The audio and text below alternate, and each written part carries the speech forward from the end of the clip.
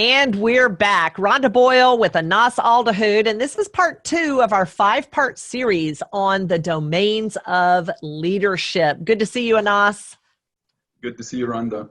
Great. Now I'm going to get us started with the official definition from Gallup, and that is those with dominant themes in the executing domain know how to make things happen. When the team needs someone to implement a solution, these are the people who will work tirelessly to get it done. Those with a strength to execute have the ability to catch an idea and make it a reality. Anas, tell us more about that. You're absolutely right, Rhonda. Remember when you're finishing up work and you're going maybe to relax or something, and there is that one person staying late at work, always like he's known to be like the hard worker, always productive. These are the people high in the execution domain. They are known to be doers. They get things done with speed, and depending on their awareness, they can do it in speed and accuracy as well. They are goal-oriented. Goal plays a really big role in their life. They love setting smart goals with like time strict, like I'm gonna finish this goal by the end of this month. This is how they see it. They are result-oriented and they're always busy. They love to see results happening in daily basis, and this is where they feel that satisfaction. And I believe these people are at their best when they are alone, busy, productive, doing something. Yeah, I love how they're busy and productive and get so much done. So help us understand how their brain works. I think I love to talk about this brain part, because when you understand how a person's brain works, it's much easier to deal with him effectively. So think of people with high execution domain as when people. When plays a big part in their life. Always ask them, when we're going to start, when we're going to finish. When we're going to have this manual to start this project. When plays a really big part. They see the world move forward through actions. The world to them is about action and movement and getting things done. Again, those people are really time aware.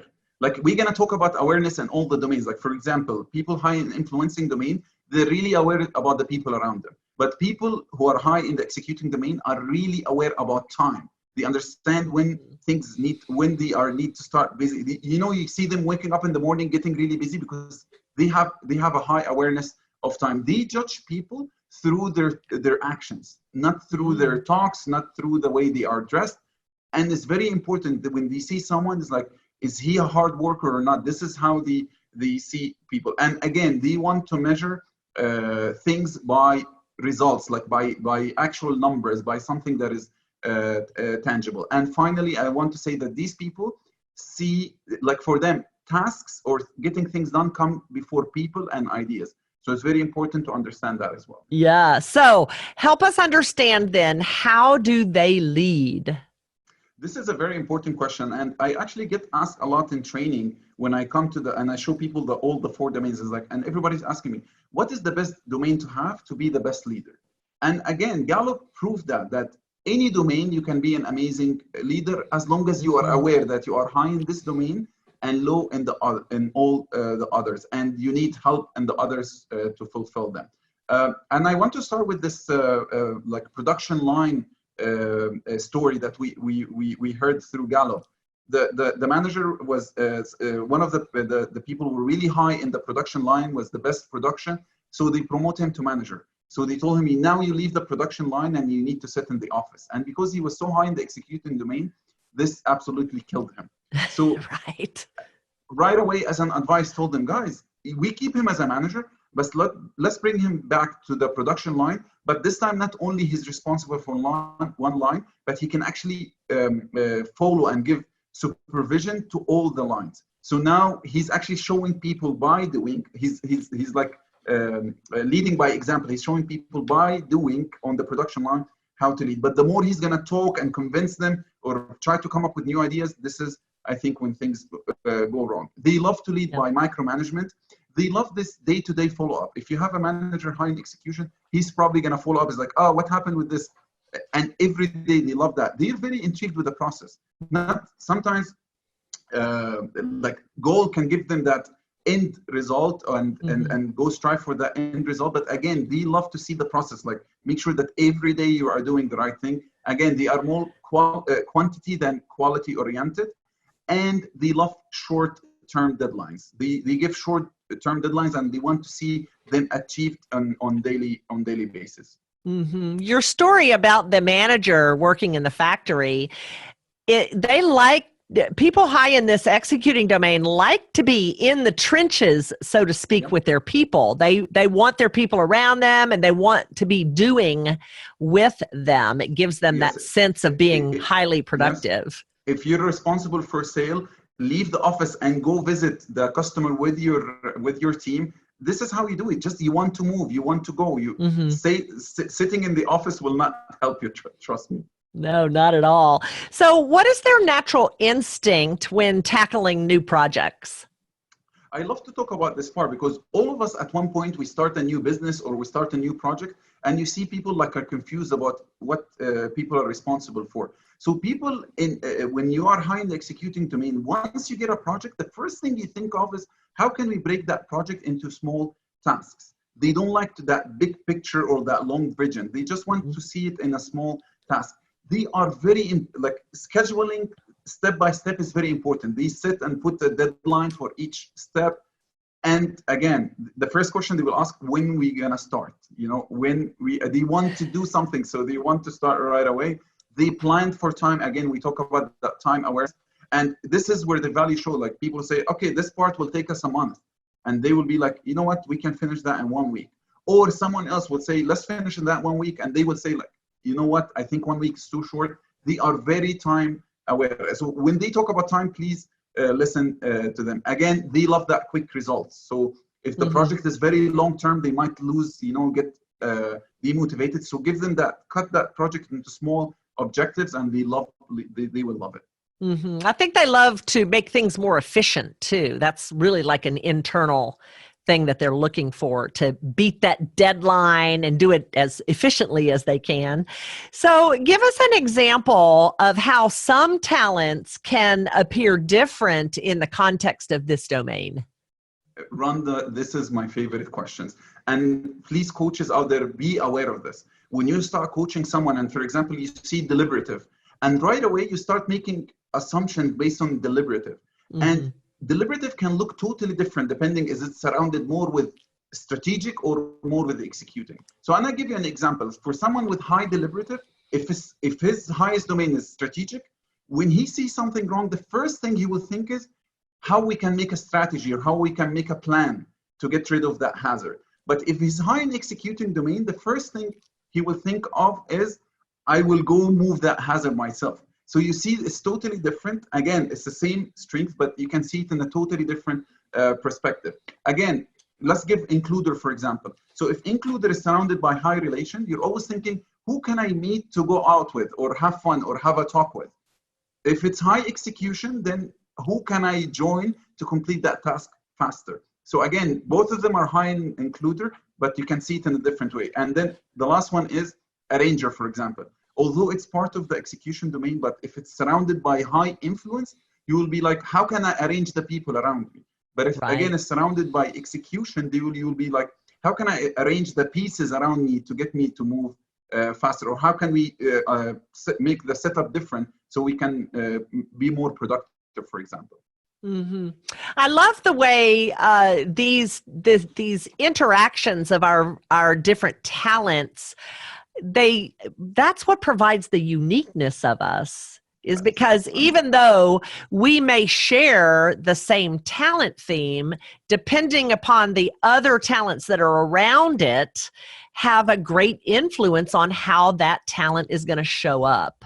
And again, Rhonda, this is what I love so much about Gallup and the Insights report. Like your customized report, I love it because it really gives a more detailed and explained description of who you really are. And I think any coach, before you start going into anything, you need to start reading those personalized description with your coaching. And I believe this can make a really big difference. Yeah, absolutely. So let's talk for a minute about what these people who are dominant in this executing domain, what do they need? Very good. Any organization, before you ask people to give and produce, you need to understand what they need first. So people in the high execution domain, they need deadlines. They need timelines. They need tasks. You need to make sure that they're always having tasks or something to do. They need step-by-step guidelines. We talked about like SOPs, for example. You need to show them how things are done so they can follow they need system and rules to follow. It's very important when they find a system or a rule to follow. And this is how they see the fairness is coming to everybody. And again, they need the tools. Make sure you provide the tools. For example, if someone high in the strategic domain, maybe high in futuristic ideation, if you don't give him the tool, he actually might spend the time to create the tool. But people with high execution, you need to give them the tool. This is what they need. Yeah. And you know what else they need? They need to be around other high producers. They need to be around other people who are busy getting it done, because otherwise they, like you said before, they get judgy around people who are not producing.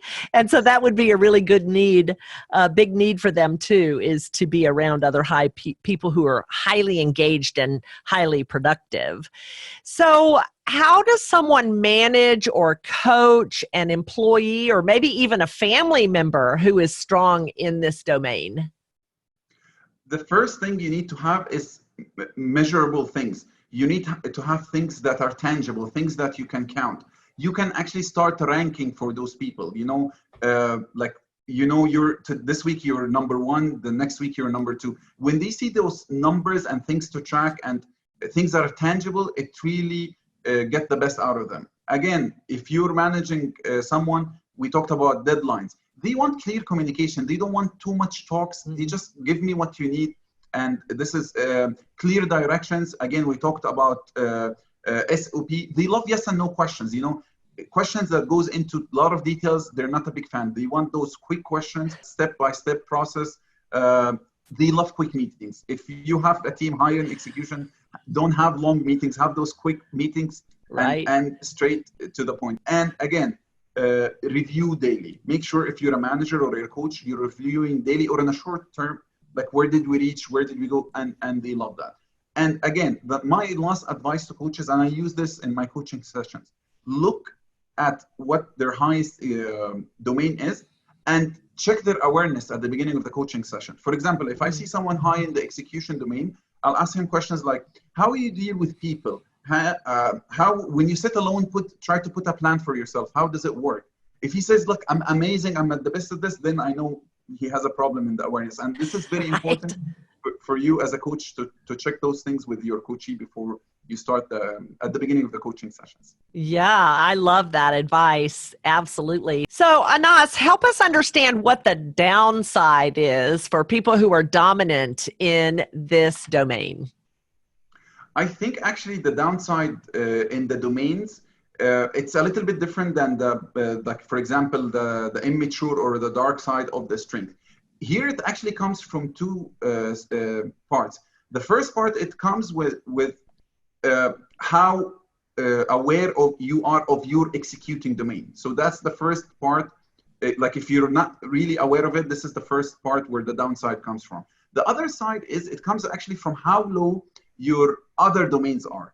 So for example, in the line you can see in front of you, he's really high in the executing, but he's really low in both in this line, he's really high in the executing, but he's actually very low in the other three domains. So his weaknesses or downside comes from having the three domains very low.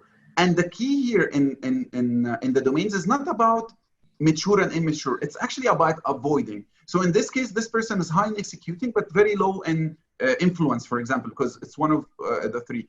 Stay away from hiring. If you're a manager or an entrepreneur and you need to hire someone, stay away from hiring, because people in the influencing are the really good people in hiring. But again, you can be more involved with the execution and like leading people by example. So what are the downsides? Again, quality is a big thing. You can be really intrigued with getting things done quickly and you're not looking at quality. Tasks come before people. You might have a lot of problems with people around you because you want to get things done and you might not see that in the people. Again, it's about awareness, not necessarily that all of this is happening. If no one tells them what to do, again, it's as you said, people with high execution, they need someone next to them showing them how things are done. So if that person does not exist, you might have, again, a downside. No collaboration or actually duplicating the work, because you're not communicating sometimes well with the people around you. You might actually end up like, oh guys, today we finished this. And then you see the other department, oh, we actually finished the same thing too. Because you're so focused on getting things done. Micromanagement. People around you might not like that. You're involved in the day-to-day, what you're doing, especially if you're managing someone with high influencing, for example, they want that freedom and they don't like that micromanagement. So again, something to be aware of. And sometimes you think time to motivate people is not important. There's no time meeting, no time to bring a good spirit. There's time only to get things. Yeah, I love that advice. Absolutely. So help us understand, if we have someone that we're working with high in this executing domain, what is going to be their part on a team? The biggest part that people with high execution can play in a team is be patient. In the beginning of projects or teams, you're going to be confused and not sure what to do. Just be patient until actions and tasks are laid off on the table. And this is when you step and show your values. Like, you know what, guys, I'm going to be responsible of this. Leave it for me and I'm going to get it done. And this is, I think, the best part in a team that you can do as a high executing. Yeah, one other thing I wanted to add when you were talking before about how they hate meetings, right? People high in this executing domain, they just time, again, they want to get it done. And so meetings they feel are unproductive. So give them the task of taking notes, of doing something. If you give them something to do, even if it's stand up at the board and take notes for the whole room, that keeps them moving and keeps them active. Instead, they may be driving you crazy sitting at the boardroom table. This is really an amazing advice. Again, you're absolutely right. Just if you keep them busy, this is when they are at their best. You're absolutely right. Yeah. All right. Well, great information to know about this executing domain and the people who are dominant in this. We thank you for joining us today. We will be back for part 3 of our 5-part series next on the next domain. So we will see you then. Thanks for joining us, and we'll see you back.